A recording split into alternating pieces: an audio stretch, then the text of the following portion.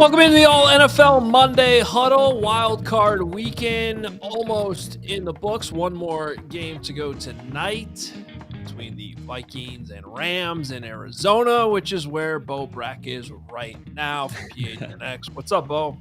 What's going on? Yeah, I got my tickets, man. I'm just going to go as just a normal football-loving fan tonight. I think just because it's a division rival for the Cardinals, we'll probably be throwing a couple skull chants out there. I know you don't like to hear that in NFC North country, but even though the Cardinals have been gracious hosts, like, you still want to see the Rams season end tonight. Yeah.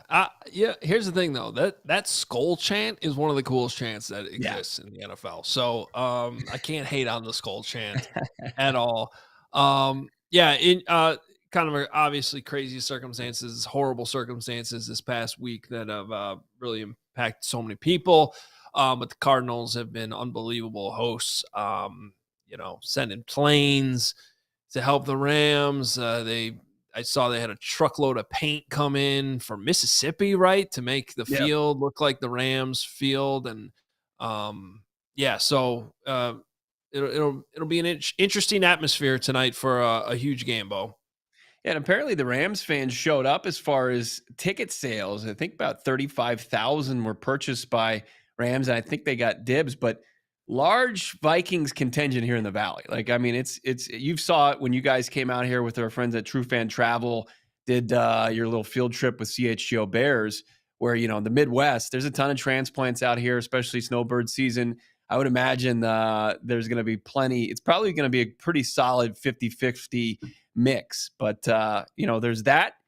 And then the news that just broke as far as, the head coaching carousel, Mike McCarthy hitting the coaching free agent market, apparently parting ways with the Cowboys.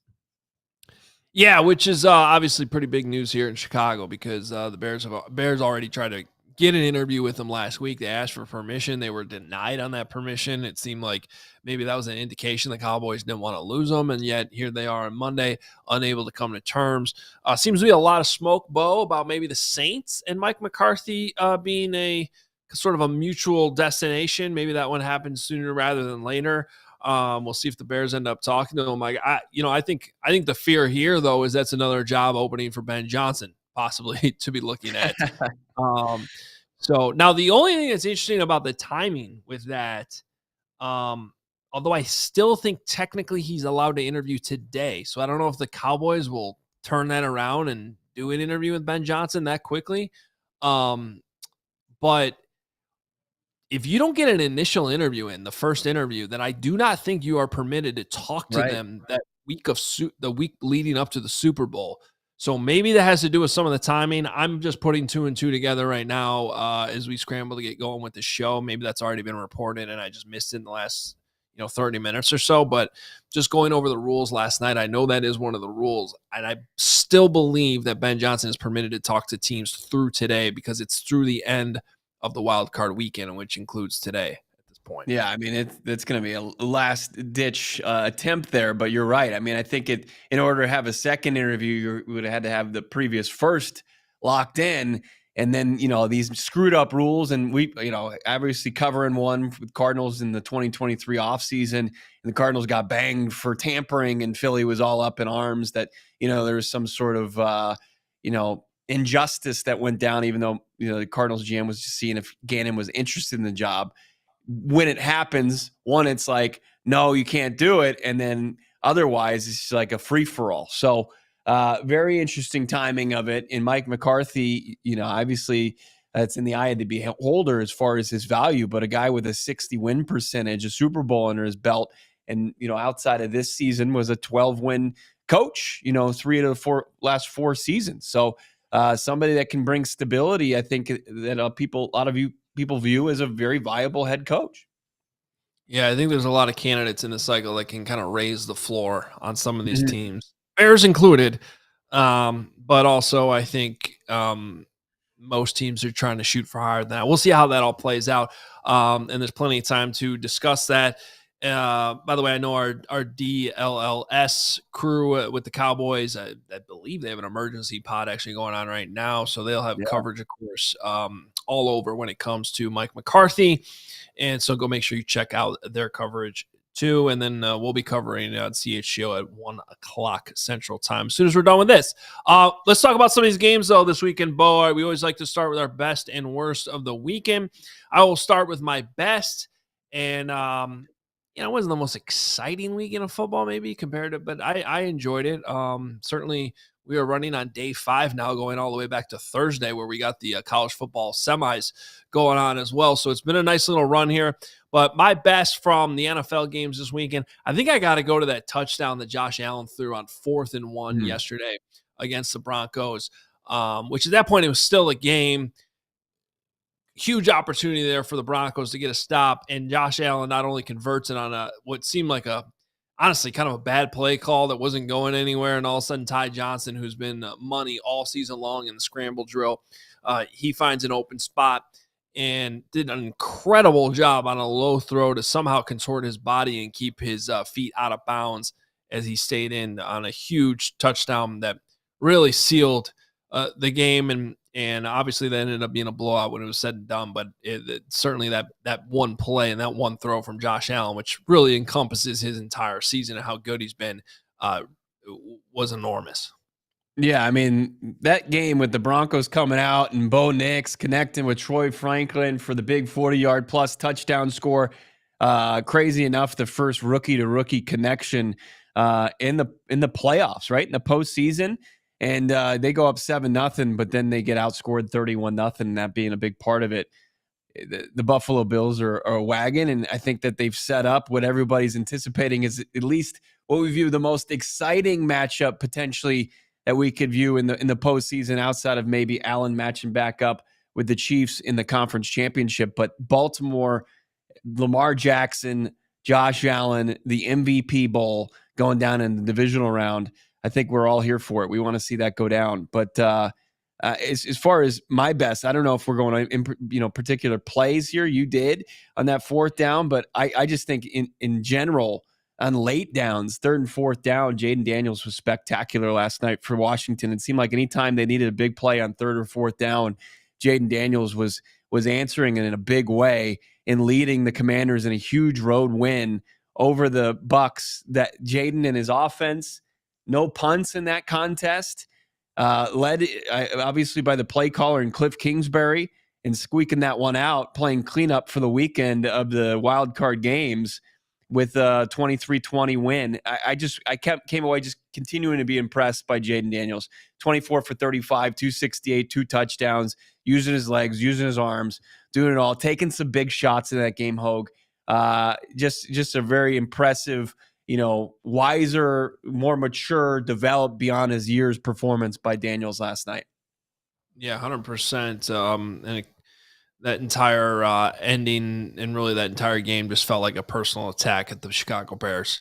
With the coach they should have hired 3 years ago, the quarterback that they didn't even interview, and then the doink even at the end, which goes through the uprights instead of double doinking out. Yeah, there was it just kind of felt inappropriate, honestly.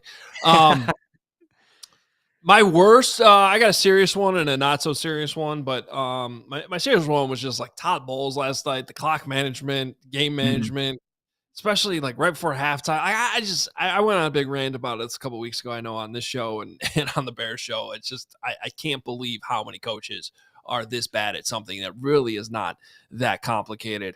And Todd Bowles was just a mess. I don't think the Bucs will move on from him, but we really haven't had our surprise firing yet, I feel like. And if there was to be one, maybe that would still be something that happens here in the next 48 hours or so. It just feels like, the Bucs have been so good, but yet they could be better.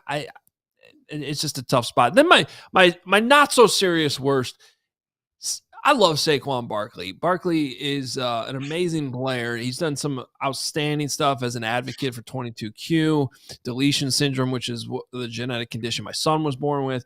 So I love the guy. Be selfish for 2 seconds, man. Just take that thing to the house at the end of the game, and don't do it for the bettors. I didn't have a bet on you. Apparently that was the highest bet of the weekend, Bo, on anytime touchdown. So he let a lot of people down like that. I don't even care about that. I didn't have the bet, and I'm not asking him to do it for those people. Do it for yourself, man. That would have been just a cool moment. At the end of the game, an exclamation point, and go get yourself a playoff touchdown, man. You don't get, those opportunities don't come along too often. So go get it. Yeah, the game was in hand. They already, that would have pushed it to like 3 scores. Game's over. You just play a little bit more defense. That's it.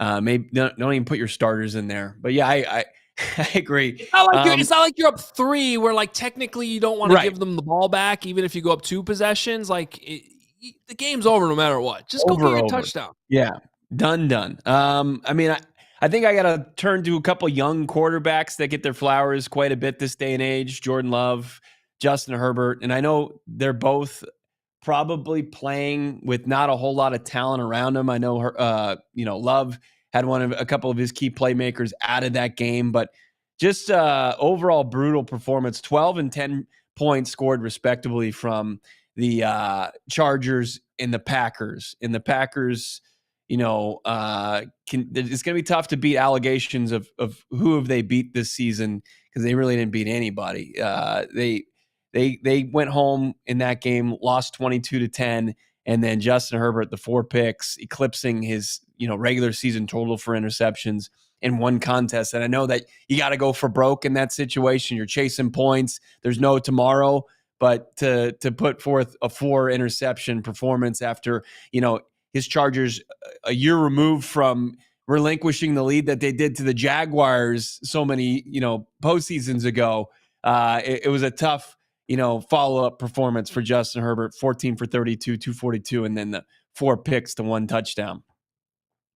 Yeah, and I want to have a little bit of a deeper discussion, I think, on both the Packers and the Steelers a little bit later on in the show, because I think they're sort of in interesting situations where they win a lot, they have good coaching, and yet they don't seem that close to winning a Super Bowl. And I think in a lot of ways, the Packers were kind of exposed as frauds a little bit. We'll have some time to do that a little bit later on. Big win for the Eagles yesterday. We obviously here at All City had 2 teams going in the playoffs with the Eagles and PHLY, and also the Broncos with DNVR. We're going to talk to RK from DNVR in a little bit. But let's go ahead and bring in Zach, our guy Zach Berman from PHLY, who covers the Eagles. And they get the big win at home yesterday against those Packers that we were just referring to. Zach, just overall thoughts on how the game went yesterday. It really, I thought the Eagles set the tone right away on that opening kickoff to obviously get that ball out, which was a little controversial. But, and it's just never seemed like a game, at least from my perspective, watching at home, that the Packers were really threatening all that much at any point. Yeah, survive in advance. That was the key in this game for the Eagles. You go, it wasn't a prolific offensive performance. The defense, which finished number 1 in the league in yards, and finished number 1 in the league in DVOA, number 2 in scoring defense, but really number 1 in points allowed. They were outstanding, and that was the key in this game. 3 interceptions, then as you mentioned, the forced fumble on the opening kickoff, so 4 turnovers forced. That's what the Eagles needed in this game. Green Bay came into this game as a top 10 offense. I know they were missing key wide receivers, but what jumped out to me, frankly, was the way the Eagles played at all 3 levels. Nolan Smith, the edge rusher, had the best game of his career. Zach Bond, huge interception in the middle of the field, and the Eagles corners getting their first interceptions of the season. It was that type of performance that the Eagles needed, because the offense was still a bit lackluster in this game. Would we get any insight as far as a book report from AJ Brown, his performance on the sidelines yesterday, inner excellence? Did we get the whole breakdown of what he kind of read and and got from that performance yesterday? I mean, is there a true concern? I mean, is that just a fun moment, or what do we think about this offensive side of the ball for Philly? Yeah, so first thing, there's a story up on allphly.com right now that will take you through A.J. Brown's reading habits on the sideline. This is something that he does fairly frequently. It's just that the cameras caught it. But this book that he has, it's dog-eared, highlighted, underlined. He reads it between drives. He attributes it as giving him like a sense of peace and calmness, whether he's scoring touchdowns or whether he's not involved in the game. And the reality is, he said he wasn't frustrated yesterday. This is something that he reads often. You can actually find still images of him in games when he's had 9 catches, reading this in between drives. But as far as concern for the offense, look, the way the Eagles have played going back to the bye week, and they only have one loss since the bye week in week 5, has been run the ball, take care of the ball, not turning it over. That's so the passing game should be more explosive when you have A.J. Brown, Devontae Smith. But it's going to reinforce to Jalen Hurts, don't turn the ball over, don't turn the ball over. And you see that. They were +4 yesterday. And they've been in the plus side of the turnover margin really throughout these past 3 months. So now the performance that Jalen had yesterday won't beat the Lions. So they do need to play better. Is there concern? It depends, right? The talent's there. The offensive line is certainly there. Saquon Barkley was the best running back in football this season. I don't want to say they can flip a switch, but they've shown throughout the season that the Pittsburgh game, for instance, when they need to pass, they can pass. But yeah, that game yesterday, I'm getting into the nitty gritty here, but it reminds me of the Eagles' win over Atlanta in the postseason in 2017, so January 2018. They won the Super Bowl that year. They did just enough to get by the Falcons. And like I said, survive in advance. That really seems to be the message inside that building. Well, if there's one thing that maybe concerned me coming out of the game, it might have been the injuries, especially on defense, that seemed to start to add up in that game. What do we know about the guys that went out?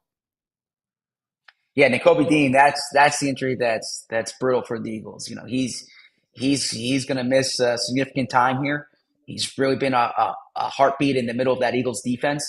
He's been, he's someone who emerged this year in year 3, earned his starting job during the summer, is the signal caller, is a real explosive linebacker.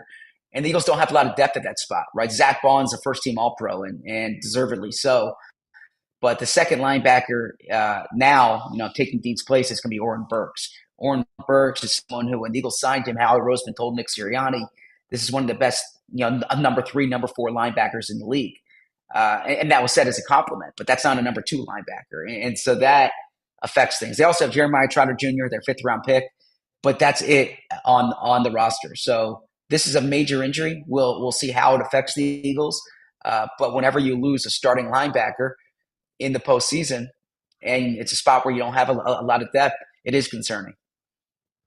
When we start to turn the page, though, to Detroit, and you look at, the Gotti, points per game, over 30 plus, or 32 points per game. That's got Ben Johnson as the top, head coaching candidate out there during the coaching carousel. Is it going to come down to, as far as the best path to victory, Philly trying to get Detroit to play their style of ball, where, keep that scoring down, maybe win the time of possession and grind it out with a deep play defense in rushing attack?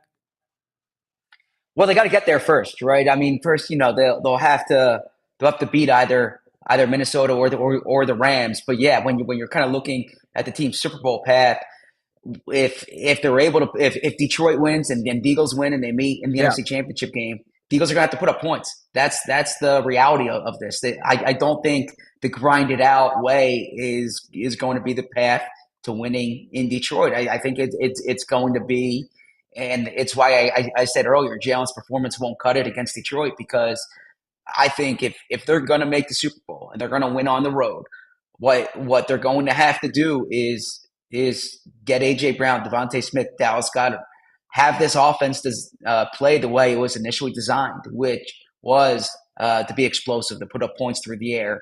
and then have Saquon Barkley running the ball too, right? That like from a talent perspective, the Eagles are Yeah. as loaded with top skill players as there is in the league. I don't think the Eagles make the Super Bowl winning games in the teens. When it comes to Detroit, I think they can beat Minnesota or the Rams that way, but I think they're going to have to score into the 20s and 30s if it comes down to beating Detroit. The other thing too, I didn't necessarily like yesterday, Zach, was, and I don't know how much of it was on the play calling or how much of it was just on Jalen not taking care of himself. He took some hard shots in that game, and I don't care about him running because he needs to. That's part of his game. But I just felt like he could have done a better job protecting himself. There was one in particular in the second half where I thought he could have gone down sooner, and he ends up getting wrapped up, and his head goes back and hits on the grass. And by the way, the grass yesterday looked outstanding, but was it made out of concrete? Because like it seemed like they were hitting hard in that game, but everybody was hitting the turf and going down with something like throughout that entire game, especially on the Packers side. They had so many injuries in that game. Yeah, so they resodded the field. I was on that turf throughout the week of practice last week. It looked good. I don't think it was harder than it usually is, but I just think it was two physical teams for sure yesterday. Now, as far as Jalen taking hits, this is something we could be talking about any week during the past 5 years, right? This is kind of, I don't want to say the way he plays, but yeah, he takes hits, and you make a really good point about his head hitting the turf. When he had the concussion against Washington a few weeks ago, a lot of the attention was paid to like the helmet to helmet contact. My understanding is the concussion occurred presumably when his head hit the turf, not when he took the hit itself. So yeah, this is something that has come up frequently. It's come up with Sirianni. It's come up with Hurts, and we'll have to pay attention to it. He hasn't. The only concussion he's had in his career, or at least documented one, was a few weeks ago against Washington. But he has dealt with various ailments. You were there, Adam, in Chicago a few years ago when he injured his shoulder. He has had ankle issues. He had a finger issue last year. So he's healthy right now, but no, he does need to be cognizant of that for sure. And real quick too, with the head hitting the turf. I mean, I thought it was interesting that Romeo Doubs, he's wearing a Guardian cap, and his head hits the turf in this game, and he was. I mean, that looked like he had a concussion earlier this season too, so maybe it's just them adding up or whatever. But I mean, they showed him walking back to the locker room, and he was clearly suffering from that, and that's with a Guardian cap on, which I know not too many players have actually been wearing those in games, so the opportunities maybe to get a concussion while wearing one aren't extremely high, but that's the first one I can remember seeing all season was somebody actually wearing one of those. Yeah, good point. And, the Eagles don't have anyone who wears the Guardian caps during games, but, I know players have the option to do it. And the Dobbs injury was scary when it happened in the sense that the sideline cleared. He was on the turf for a while. It's his second concussion this year. So absolutely something that must be monitored. All right, Zach, we'll let you go here. Great stuff as always. And you guys are certainly, just like us, be watching that game tonight very closely to see who the Eagles host next weekend. But the Eagles do move on. Make sure you're following Zach on Twitter at ZBerm, Blue Sky, and then also all of his work at PHLY. Great stuff. Thanks, Zach. Thank you. Appreciate coming. So I want to get in. We're going to have RK join us here from the Broncos side in about 5 minutes. But let's talk a little bit about the Packers here. Okay. Bo, because I just feel like they're in an interesting spot. They're, obviously one of the better, well-run organizations in the league. There's no question about that. I was at Lambeau last week, and I couldn't help but. It's funny how time passes, right? So I'm looking at like their world championships. The years are up there on the Lambeau facade, and like 2010, man, that was a long time ago. 2010. The one before that was 96. So I'm doing the math, and I'm like, oh, it's been as long as last Packers Super Bowl was the same amount of time from now until it happened, was the same distance in between championships from 96 to 2010 when they did it. And I just, even talking to some of I was very surprised, Bo, that I saw some predictions this week that had the Packers going to the Super Bowl. I love Bill Barnwell. He does a great job. Everything he does. I was reading his preview because I respect his opinion, and he had him going all the way to the Super Bowl to lose to the Chiefs. And I was watching that team in person last week and even talking to some of the reporters in the press box for the game. And I was like, hey, do they want to play the Rams or do they want to play the Eagles? Like, doesn't, and the response was, I don't think it really matters. I think they're going to lose next week regardless. It just seems like they've run out of gas in the fuel tank this season. So well coached. I don't know. What do you make of the Packers right now? Because I guess what I'm getting at is I think they're well coached. I think they have a decent quarterback, but I thought Jordan Love's season overall was a little disappointing.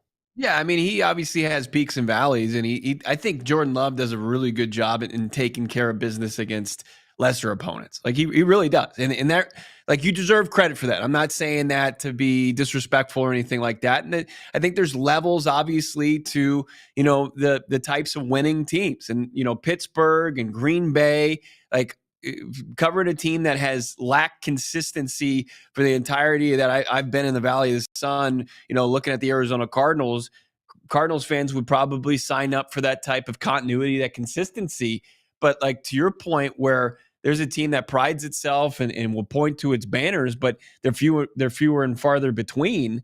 That are the Packers, the Steelers, going to be seriously considered championship favorites or favorite teams going year to year? And I think the honest answer right now is you have to be skeptical. Like, in unless they go out there and do something, outside of their comfort zone and sign somebody that's going to be able to kind of elevate what Jordan Love and that offense wants to do, then I think that they're just going to be kind of the status quo. One of those teams that's going to be firmly in it, but maybe a player away from being out on the outside looking at. Like, it's a credit to them to being as consistent as they are, but at the same time, like, what's their ceiling? One of the more underrated, maybe I should say under the radar moves happening this offseason that Packer fans are probably aware of, but maybe not the national NFL world. They have a mandated retirement age for their team president at 70 years old. So Mark Murphy is retiring, and Ed Policy's come, by the way, is the greatest name for anybody like becoming a team president, Ed Policy. He's taking over as team president. And this summer, I think it's all official in July, I want to say. So just anytime you have a change at the top, even for a so-called, publicly owned, all those shareholders out there in Right. Wisconsin with their worthless pieces of paper. Just, you never know if new guy up top, if I'm not saying changes are going to come on the way now, but maybe in a year or two, just if they don't keep winning, because I know there's even on Matt LaFleur, there's a little bit of pressure building there north of the border here as I sit in Illinois. Let's hang on, we don't have RK right now. I thought we had RK. Okay, let's as far as Jordan Love, like, sometimes you get a hot quarterback, you can make your way. I mean, even Jordan Love, his performance last postseason was way better than what we saw on Sunday with the 3 interceptions. Like, is there concern now that it's one step forward and 2 steps back for the Packers quarterback? My concern about Jordan Love's situation is like circumstances that are completely out of his control. This is a franchise that's been spoiled. This is a fan base that's been spoiled with a Hall of Fame quarterback play for literally an entire generation. Yeah. Like, there are fans our age, Bo, that all they know is Brett Favre and Aaron Rodgers. You know what I mean? Like, and so it's an unfair bar to put Jordan Love in if Jordan Love is more like Baker Mayfield right now. You know what I mean? Like that level, that tier of quarterback play, which, by the way, is still pretty damn good. But I do feel like there were moments this season where I was just left a little underwhelmed. Let's quickly sneak in a couple minutes here on the Steelers too, because it's kind of a similar, different but similar circumstances where you have one of these iconic, well-run franchises. The Steelers have, just been competitive forever. and Mike Tomlin has done nothing but win there. He's literally never had a losing season, and yet all of a sudden they lose this game to the Ravens on Saturday, and they're being put in the same conversation as teams like the Chicago Bears that haven't won a playoff game in so long, because it's now been 8 years since the Steelers last won. And of course, all of a sudden, are they going to move on when a team trying to trade for Mike Tomlin? That feels like a reach right now, but you could feel the pressure kind of mounting there on the Steelers. I have an explanation for it, which I think is fairly obvious, but I want to hear your thoughts first, Bo. No, I mean, Mike Tomlin it's the same thing. It's like you get that consistency, as you said, never under 500.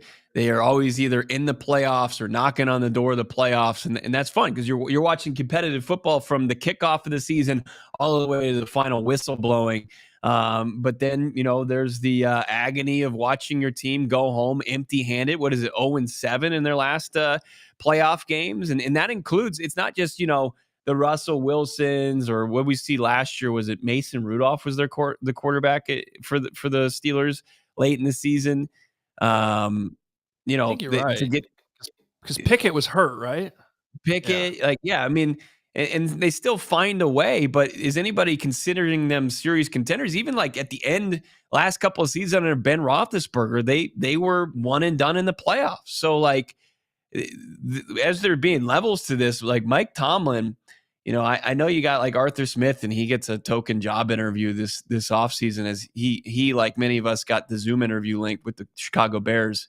I don't know if you can give too much credit to that, but like, what's the see? Like, you got a defensive minded head coach, and it's going to get you, it's going to win you some games, and it's going to keep you consistently in the thick of things. But like, where can you go from there? Like, who's going to seriously say, hey, the Steelers, I think if the path like falls correctly, they can win a championship. I don't know if anybody's given them that benefit of the doubt until they get serious about, the quarterback position and the offensive side of the football. Like, they've been reworking their offensive line, it feels like, for the better part of a decade. It's like, how long do you need on that? Yeah. Real quick, because we're about to bring RK in, but I just really don't think this is that complicated. They started losing in the playoffs when Ben Roethlisberger got bad. I think people forget how bad he was those last few years. He was a shell of himself, and then they haven't been able to replace him either. So this is just, to me, a perfect. Mike Tomlin didn't forget how to coach. He just hasn't had a quarterback in a while, and he's still done a tremendous job, in my opinion, of getting this team to the playoffs in a number of these years. But they got to get that right. Now, that doesn't mean he's perfect. His defenses have slipped. His offensive coordinator hires have been somewhat underwhelming, but it wasn't too long ago, earlier this season, that everybody was giving Arthur Smith a lot of credit too. Real quick, where's the path to getting better at quarterback this offseason for Pittsburgh? Well, that's sort of the limbo they're in, and sort of being a team that can make the playoffs, but not really get in position to draft one of these great quarterbacks. I mean, just. We could talk to our next guest here about Bo Nix. I mean, last year would have been the draft class to get in there, right, and grab one of these guys, because it's looking like it's going to be a great draft class from a quarterback standpoint. And not to insult his guy Shador, but there's some doubts this year, a little bit more so than last year. Let's bring in RK right now. Starting off hot, huh? Yeah. Okay, I'm sorry. It's the greatest quarterback class of all time because of one guy. It's just a one quarterback class, and that's all that matters for whoever gets him. The sixth selected quarterback in the class goes out there, and I mean, we got to give Bo Nix his flowers. I think he exceeded everybody's expectations, no doubt about it. Absolutely. I mean, I don't know if you have a specific question, or you just want me to talk about way to wax poetic about Bo. Look, this was in my opinion, as close to a 10 out of 10 success season as you can have without winning a playoff game. Maybe that sounds a little crazy, but considering where the Broncos came from and where they were when they made that pick, for them to be able to make the playoffs and for Bo Nix to have one of the best statistical rookie seasons by a quarterback ever in NFL history makes you feel really, really good about the future. Yesterday, of course, they didn't have it. They ran up against a team who's obviously way further along in the process than they are, and a team that's pretty much Super Bowl or bust at this point versus, the Broncos, who were just out there kind of getting their feet wet in the playoff experience. But this is this was a really great season, and I think the relationship between Sean Payton and Bo Nix has only just begun. And if you're a Broncos fan today, as weird as it is, waking up the day after your season ended, you had to wake up feeling good about the future of this team. Yeah, RK, I thought there were two key moments in the game. I don't know if it would have been enough to win it, but you know, I think Sean Payton correctly realized that this was one of those games where you're basically going to play perfect across the board and get some breaks and create some of your own luck, which is why I think he faked that punt, which was, a cool play. But I thought them not taking advantage of that was a key moment in the game. You get the fake punt, but then you don't. You still end up punting anyway. That's tough to swallow. And then the play we talked about earlier in the show, which was that 4th and 1 where Josh, it seems like the Broncos did everything perfect to blow up that play, and then it turns into a touchdown in the back of the end zone on kind of a crazy catch. It just, if there was a roadmap to winning that football game, those two key plays, like their moments of the game, needed to go the Broncos' way. Definitely, and I think you needed the breaks to go your way. You needed those key moments to go your way, and then you needed a lot of guys to play perfectly. And you saw some third down drops, some big plays missed, that sort of thing. But I saw there was like a big narrative out there that like Sean Payton looks like he called a really bad game and he called this game so conservatively and this, that, and the other thing. And as I slept on that and thought about it this morning, I think it's true in a sense that Sean Payton called a bit of a conservative game plan. And I personally think the reason for that is because he spent this whole season working on Bo Nix mentally. And I felt like everything he did was around essentially building him up as a young quarterback and making sure that he didn't have moments that knocked him down a peg. And could the Broncos have gone out there yesterday and been crazy aggressive and just say, go get him, Bo, you're going to have to outduel Josh Allen today? Yes. But I think if you do that, you expose Bo to potentially having a 3-4 interception game where it all comes crashing down. If he leaves that game feeling terrible, and then the next time the Broncos make the playoffs, he's got that kind of narrative hanging over him. And if you look at the way the Broncos played this season, like when Sean Payton got an opportunity with Bo, he would run it up. He would, have Bo Nix throwing in the fourth quarter up big, and I felt like that was trying to build up his confidence. I think when they went into this game, Sean Payton said, "Look, of course we want to win. We're going to go out there and give it our best shot. But the worst thing that can happen to us is what I talked about, where Bo Nix goes into the offseason with question marks internally." Yeah, I've definitely been there, and a young quarterback with a bad performance in a playoff game and how that can linger and the stench that it leaves. I think Bo Nix was able to avoid that. Maybe credit to some Sean Payton. But let's take a look at let's utilize perspective with this team. 4.5 was the win total over under according to Vegas going into the season, less than the Raiders, who are in their division. Obviously, Bo Nix, 6th quarterback off the board. This roster, probably it wasn't given a lot of praise going into the season. Actually, the opposite of that versus the measuring stick of where the Bills are roster-wise. Like, what did you make of it? Where can the Broncos go from here? Yeah, I mean, it's funny because the Bills were kind of viewed as a team that was in maybe a reloading year coming into this year, and Josh Allen has just played so well that it just didn't matter. But that being said, I mean, to me, the Broncos need to add skill players.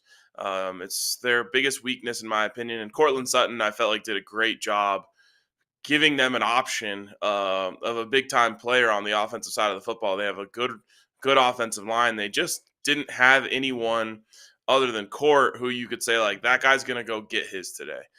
Once in a while, you saw, like Lil Jordan Humphrey make a big play, or Devon Vele makes a big catch. maybe one of the running backs pops a big run, but there was no one on the team that you could say that guy's a dog. He's going to go out there. He's going to get us something today. We know that for sure. Maybe other than Bo, as the season went on. So to me, that's the big thing is maybe you add a big time running back. Maybe you add a big time wide receiver, even a tight end. I was talking about this on our post game show. I said, you've heard of best player available. I think the Broncos are in best weapon available mode going into this offseason. You just have to add some juice, some stuff that makes defenses think. And,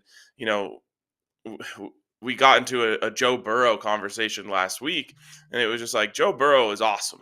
But he also came into a situation, especially in year 2, where he had Jamar Chase, T. Higgins, and Joe Mixon on his team. From a weapon standpoint, Bo Nix couldn't be further from that right now. So I think the Broncos have to figure that out. But to your point, Bo, about what the preseason expectations were about this team, I have a couple receipts here. USA Today predicted the Broncos to go 4-13. ESPN put the Broncos in the number 31 spot in the post-draft power rankings. PFF had the Broncos with the 31st best roster in pro football. And Pro Football Network put the Broncos at the top in the race for the number 1 pick before the season, predicting them to go 3-14. So for them to make the playoffs, and even if they faltered the way they did yesterday, it's a successful season. Oh, I'm just happy none of those were at Adam Hogue. I thought you were going to read off some receipts. Yeah, you and I was real scared too when he said he was taking out the receipts. Don't tempt me to go search for them. Oh yeah, I don't think I had any hate on the Broncos preseason. I don't. Well, that's wrong. There's plenty of Bo Nix stuff you could kill me. I had some bad Senior Bowl Bo Nix stuff. Yeah. Hey, I mean, I think a lot of people were low on Bo Nix. The real litmus test on Bo is how soon were you willing to let go of whatever, pre-draft evaluation you had on it. But this is why the quarterback thing is so freaking crazy, because Bo Brack, you just brought up Bo Nix's Senior Bowl. That is real. He was awful there. Mm-hmm. He was horrendous. He was missing. Yeah. I was watching the coverage here in our studios. I remember, it wasn't just one day; it was like multiple days, and he's just missing he looked like Sam Darnold last week against the Lions, just missing wide open guys in the end zone. And I'm just going man. I mean, he just doesn't have it. And so I guess there are times where, 1 week of the draft process, like the Senior Bowl, can turn Aaron Donald into,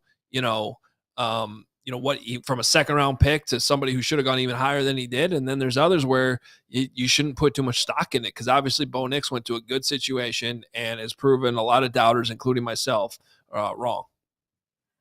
Absolutely. And I mean, again, there's a lot of people. I mean, even I think when I was on this show, week 3, I was like, man, it's not looking good right now. So it's not like I was I can't claim 100% Bo Leaf throughout the season, but he's our guy. So we're obviously riding with him.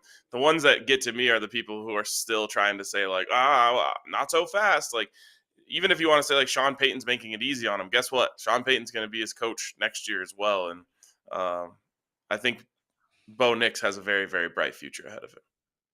Let me get a little bit of a vibe check, because a week ago today, you probably, as a co-host of DNVR Buffs, were feeling pretty good about yourself that the head coach of your program, Coach Prime, was going to be staying put. Since then, Raiders' job has come open, and now, as of today, as of about an hour ago, the Cowboys are searching for a coach. How you feeling about Coach Prime and him sticking around in Boulder?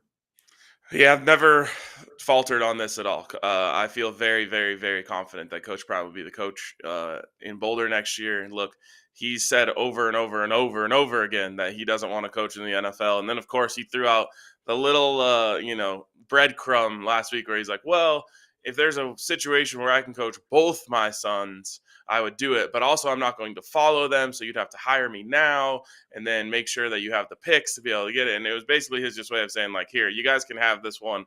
Run with it, have some talk show fodder for your shows this week. But in reality, it's not very realistic.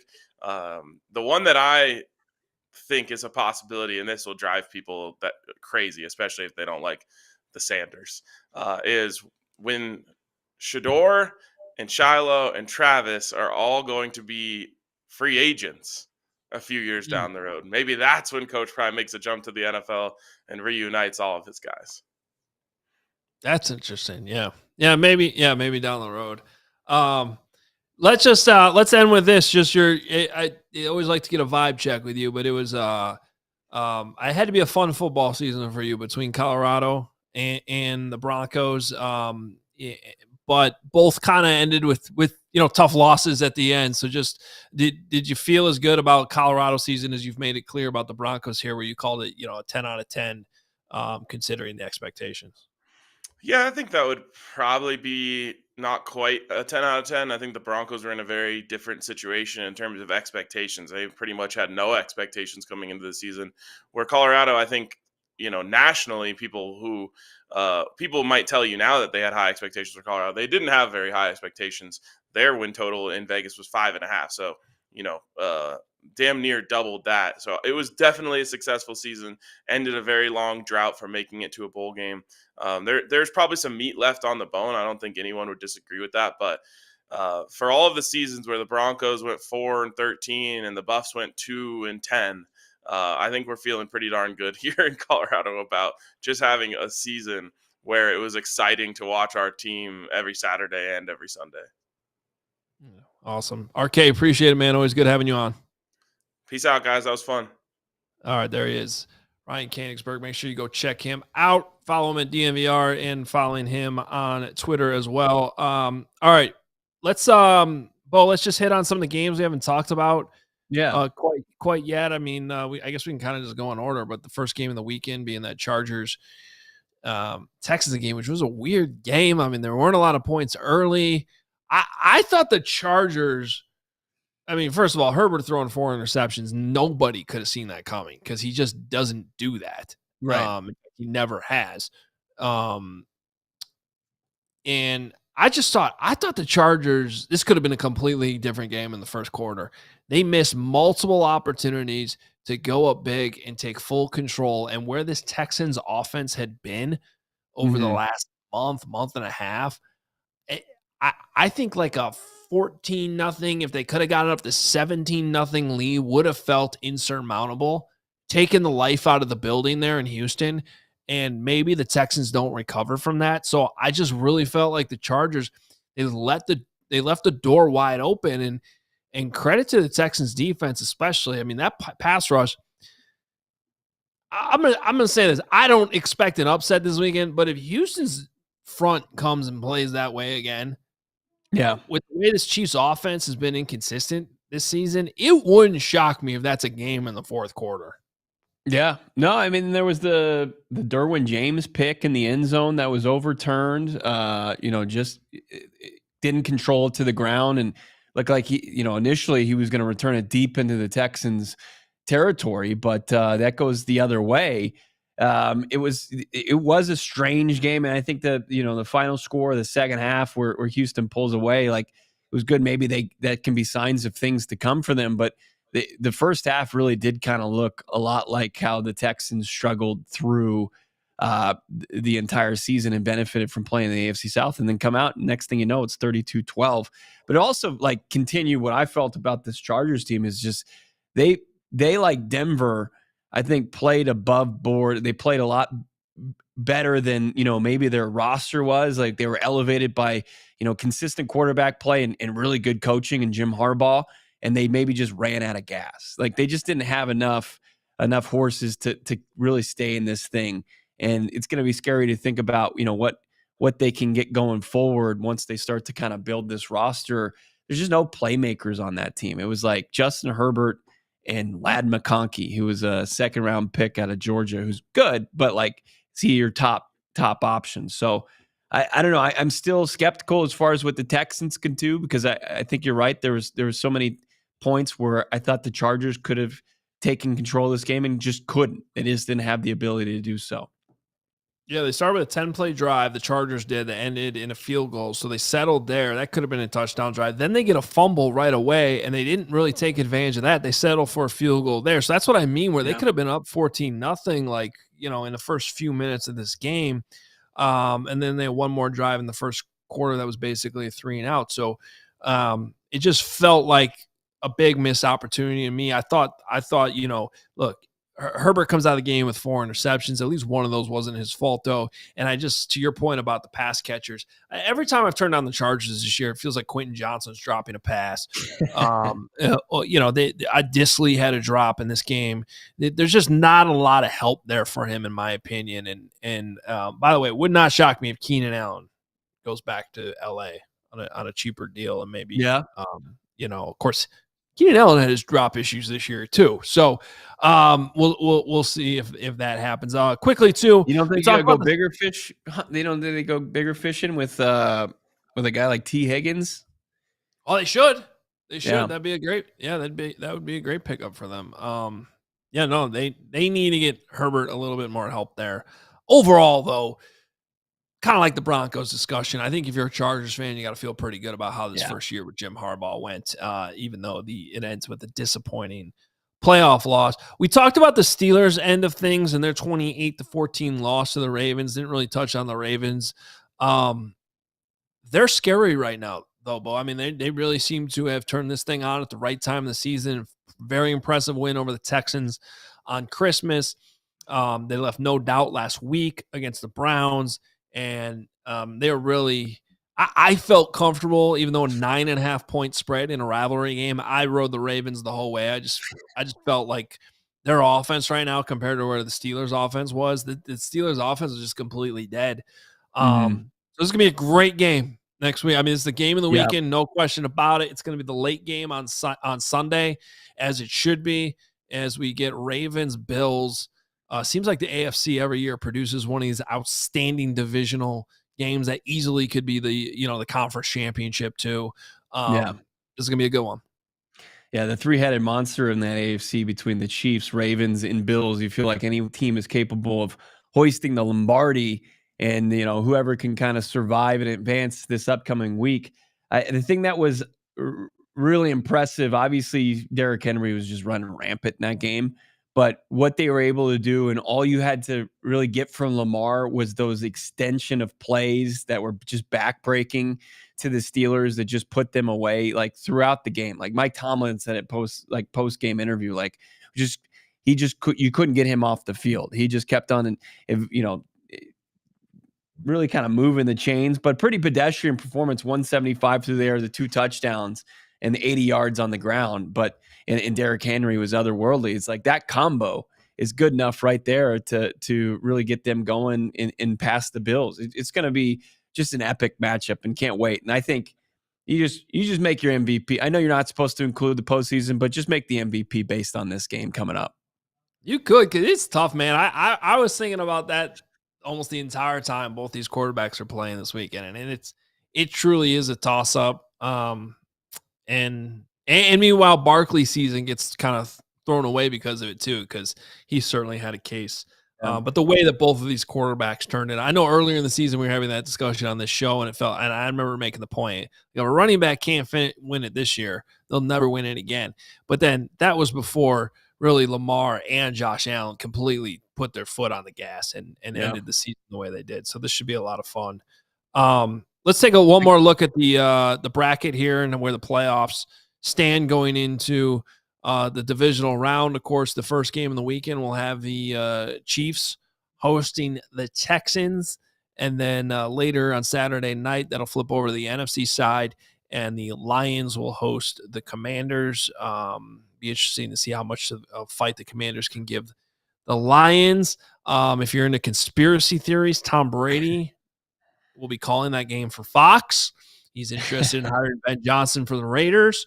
We will be having more of that discussion on CHGO here in about 5 minutes. If you want to follow us over there, can I give an update real quick? As Jonathan Jones, very respected NFL reporter, gave an update on Ben Johnson. Remember, we were speculating about who he could potentially, where the Dallas making a last ditch effort. He said, according to Jonathan Jones, as you reported last night on the NFL Today postgame show, Ben Johnson took all his interviews over the weekend and then shut it down as the Lions prepare for the divisional round. And this is according to Jones. I would not expect anything for him to change as he's solely focused on the postseason. So it doesn't seem like Dallas can get in there, according to Jonathan Jones.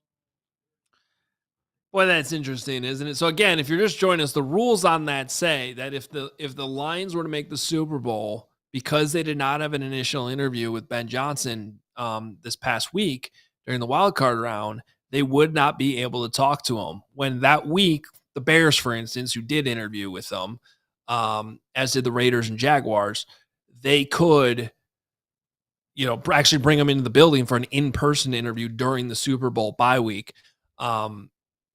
So now, what's the limitation on that? Like, Bo, if I send him a Zoom link and he jumps on for 5 minutes today during his lunch break, does that count as a first round interview? You know what I mean? Like, yeah.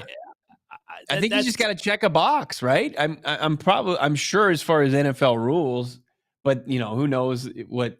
I think it's probably going to come down to Detroit, and Detroit understands it's probably over at this point. They've gotten as much Ben Johnson and then some as they're going to get. So if you're going to do it, you're just going to make people mad.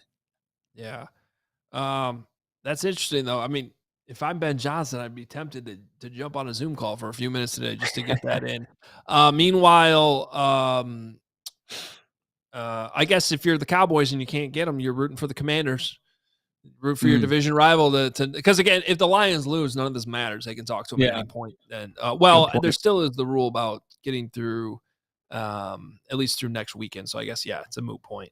And then we didn't touch on it, and we got to get out of here. But Vrabel does go to the Patriots. Very predictable, in a move that made a lot of sense. But a lot of people, including myself, kind of consider Vrabel the best overall candidate in this hiring cycle, and he very quickly goes back to New England, where, of course, he won 3 Super Bowl championships as a player.